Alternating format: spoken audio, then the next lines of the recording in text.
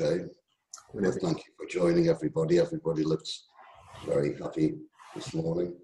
Lots of smiles. The light is bright. When two or more minds join in true purpose, they become so strong that what they will becomes the will of God.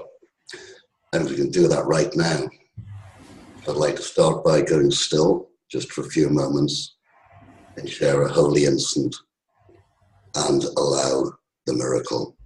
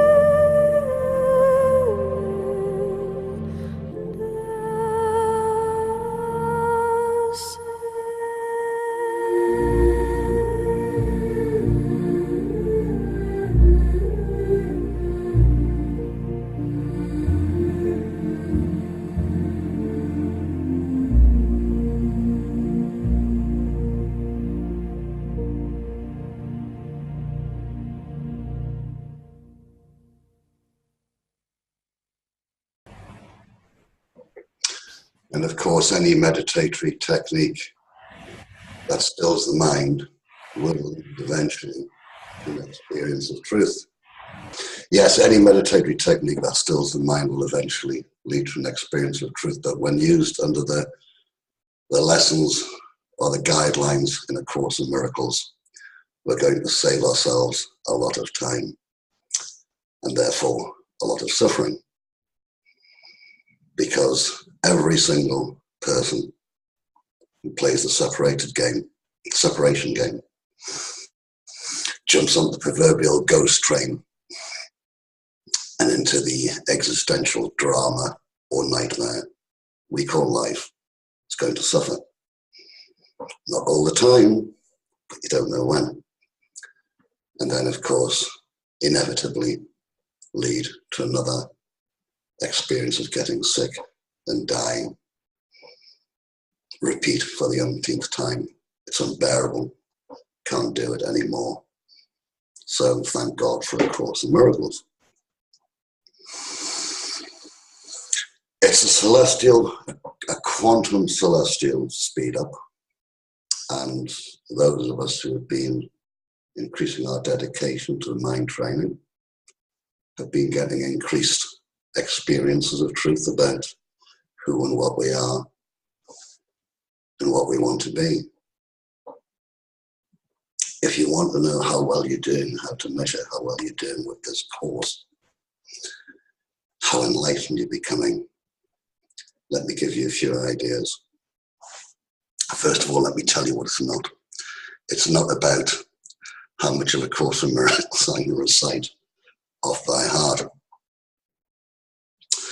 It's not about how clever or respected or disgraced I am. It's not about the amount of spiritual gurus I can quote verbatim. How well I'm doing is a function of how successful I have become at not judging. And when I say not judging, I mean not judging my brother for what I thought he did, because he was a horrible little sinner. And I was right, and he's wrong. And all the evidence that I saw suggests that I'm very right in my condemnation. But of course, now I realize I've been deceived, quite literally by myself, because the Son of God is always innocent. It's God's judgment. Son of God is always innocent. Not 99.99% of the time, all of the time. And a conceptual human mind, that can sometimes be quite offensive, and I understand that. I've been there. But the idea of sin is complete insanity. How successful you've become at not judging your brother, you can measure by how happy you feel. And if you want to know how happy you feel, you really need to have a think about what you think needs to happen in your life to make you happy. And of course, the truth of the matter is, you don't need anything in this world to make you happy. Happiness is a natural state of inheritance. And we voluntarily give that away because we're crazy. Let me tell you a little something about happiness. When I was at La Finca for my first 10-day retreat, on about the third or fourth day, I experienced an intense, unprecedented experience of joy and happiness. And there was absolutely nothing conceptually to be happy about. But God, I was happy. And I was so excited that I ran around telling everybody. And of course, I quickly realized that everybody was in that same state of natural joy. So, this is a course in self-recognition through the transformation of my mind. I think I'm a body. All I have to do is change my mind. I cannot not be what I think I am. So I have to change my mind. From the crazy idea of being located in a body in an infinitesimally minuscule part of space, separated, alone, suffering from the fear of everything, live for a pathetically short period of time, and then, of course, die. It's absolutely unbearable. This world is not my home. This world is not your home. It's not real.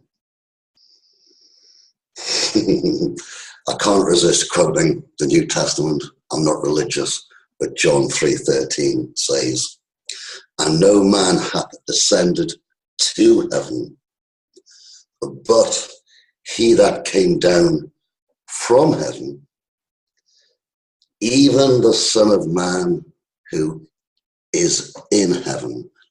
Roughly translated, you're not from here, this world ain't real, and you're already back in heaven. There is no world. This is a dream. I know it. You know it. Here we are again, reminding ourselves, this is a dream, and it's a dream that's trying to trick me. It's trying to trick me into thinking that the dream is actual reality. It's not true. It's a dream that tries to trick me that I'm the victim of the world I see. It's not true. It's a dream that tries to trick me that my brother is my enemy. Complete lies. Your brother is indeed your best friend. It's a dream that tries to trick you into thinking, or trick me into thinking, I'm a body that can degenerate and die. It's not true. And it's a dream that tries to trick me, and this is the big one, that I'm alone and helpless and weak and have no power whatsoever over this world. Not true. Let me tell you what Jesus has to say about the dream and the body. The body is a central figure in the dreaming of the world.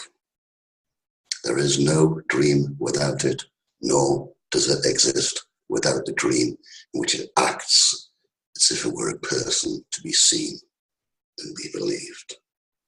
It takes a central place in every dream that tells the story of how it was made by other bodies.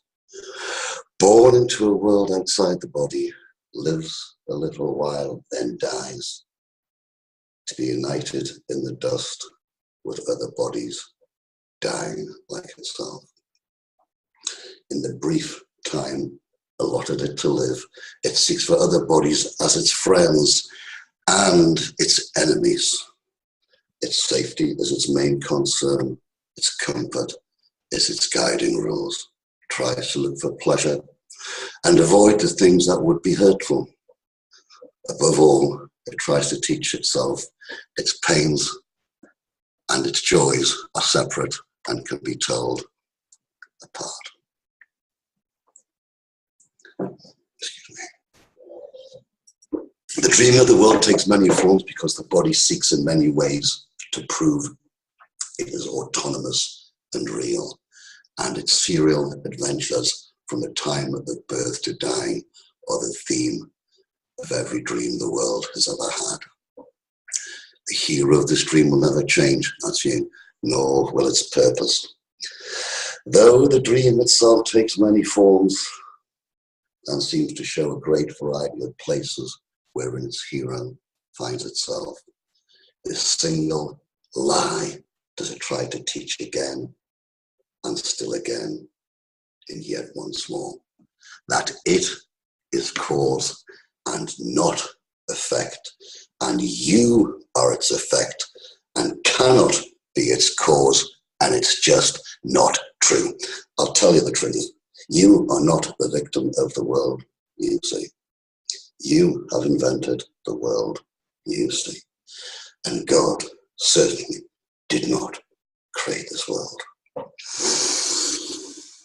The secret of salvation is simple. I do this unto myself, and it could have no effect upon me unless I failed to recognize it's my dream. And hopefully you'll come to understand the simple statement. It is I that have done this thing, and it is this that I must undo. I'll tell you more truth. You are the light of the world. You're the light of the world quite simply because you are the light of the world. The conceptual mind will ridicule such a statement. as preposterous and arrogant.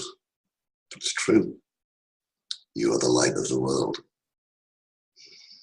Would it not be arrogance to deny God's will? You're the light of the world, so light it up. Don't let it be hidden by your grievances. Forgiveness, correctly understood and correctly applied, is the key to happiness.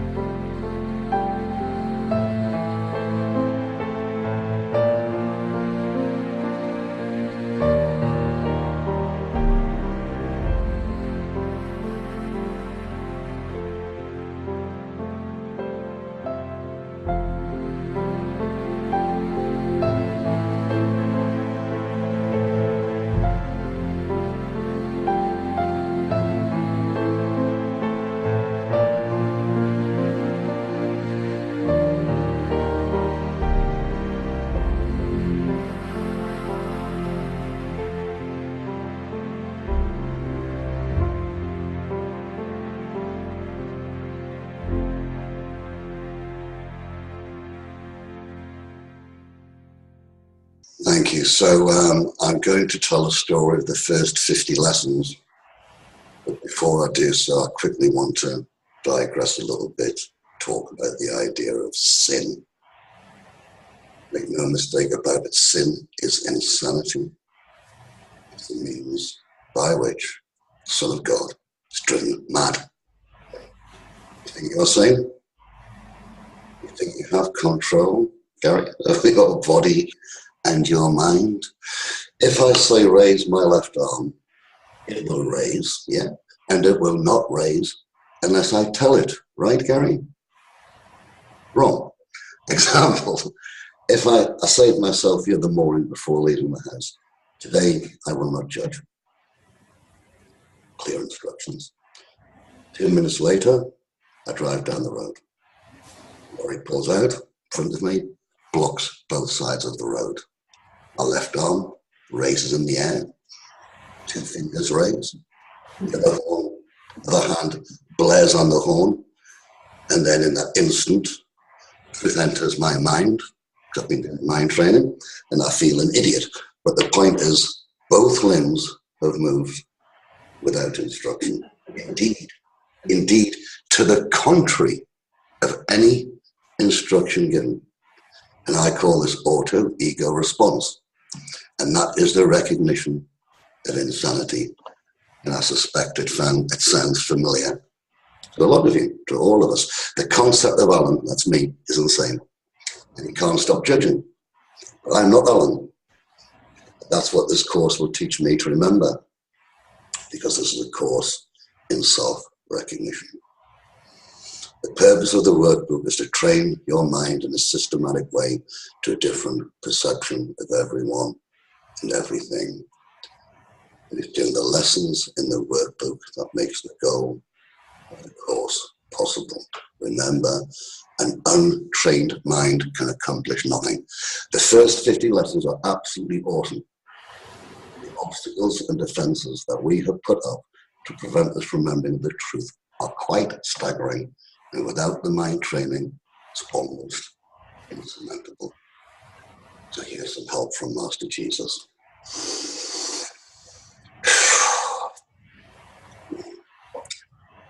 Nothing I see means anything. Only what God created is real. What we see is not created by God, therefore we see nothing. Nothing has absolutely no meaning. And I have given what I see all the meaning that it has for me, which is lesson 2. By our judgments, all we see is our own judgments, which prevents us from seeing what is there. Lesson 3. I do not understand anything I see. Don't try and understand anything you see because it's not. Lesson 4. These thoughts do not mean anything. And of course, I'm referring to the thoughts that we think apart from God. And these are the thoughts that are blocking our real thoughts, which we can remember if we can just let our images and delusions go. Lesson 5. I am never upset for the reason I think I am. We're always very sure exactly why we're upset.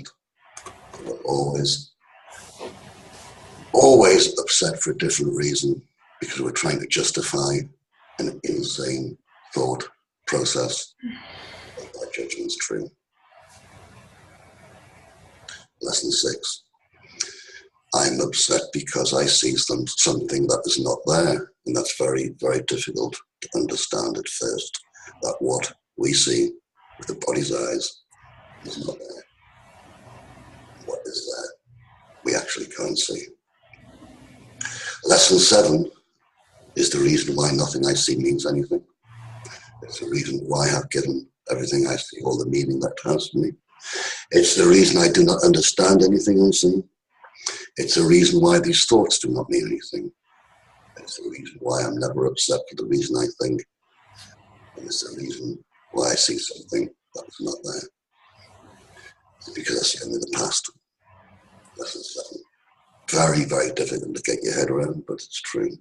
The reason why you see only the past is because your mind is preoccupied with past thoughts. And these past thoughts are projected out. And because my mind's preoccupied with past thoughts, I see nothing as it is now. And now is the only time there is that anticipating the future or reflecting on the past is actually blocking the memory of now, which is a skill. And this course will teach us how to remember the now. Lesson 10, my thoughts do not mean anything again. And lesson 11, my meaningless thoughts are showing me a meaningless world. And I'm upset because I see a meaningless world. Because a meaningless world engenders fear. And the reason why a meaningless world engenders fear is because you think that you're in conflict with God. It's not true, but that's what you think. Lesson 14, God did not create a meaningless world. Lesson 15, my thoughts are images that I have made. And this is, of course, what makes us think that they are true, because we turn our thoughts into images, we see them, and therefore we think they're real. Not true. I have no neutral thoughts, and I see no neutral things. What you think is what you see, and they cannot be neutral. They're either true or they're false. Similarly, you're not alone in experiencing the effects of your seeing, and you're not alone in experiencing the effects of your thoughts. And once you accept that idea as true, you'll probably find you're a lot more careful about what you think about and what you look at. And bearing that in mind, I'm determined to see. Lesson 20, I am determined. 21, I am determined to see things differently. Lesson 22, what I see with my body's eyes is a form of vengeance. But I can escape this world I see by giving up attack thoughts.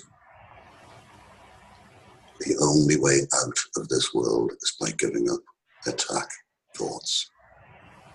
Lesson 24, I do not perceive my own best interests. What an amazing idea. In no situation or event do you ever perceive your own best interests.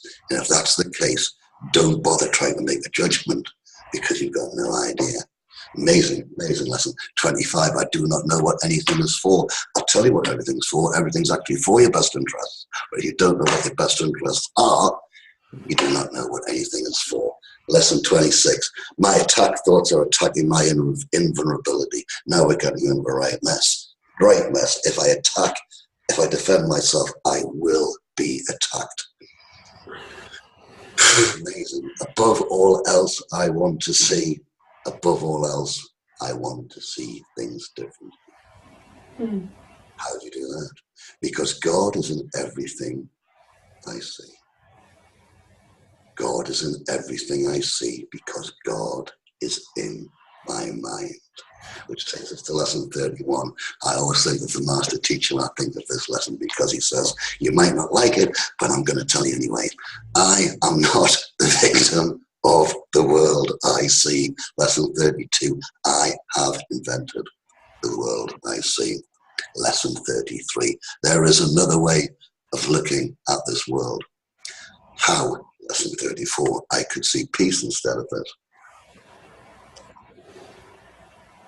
Because my mind is part of God's. I am very holy. My mind is part of God's. I am very holy.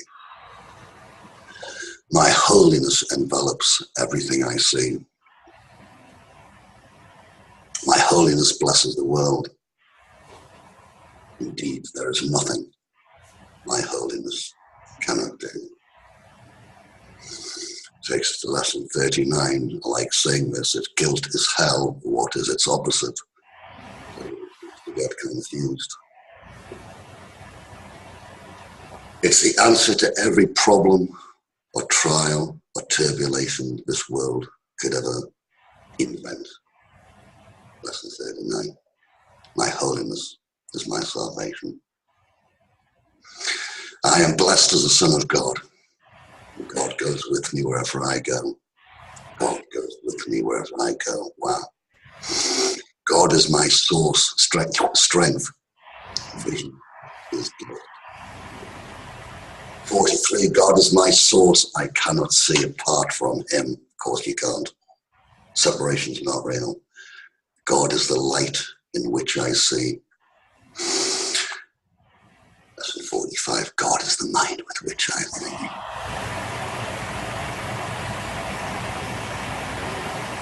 God is the love in which I forgive. God is the strength in which I trust. Lesson 48 is just a straightforward affirmation of fact. There is nothing to fear. There is nothing to fear. God's voice speaks to me all through the day. Lesson 49, it's an amazing lesson.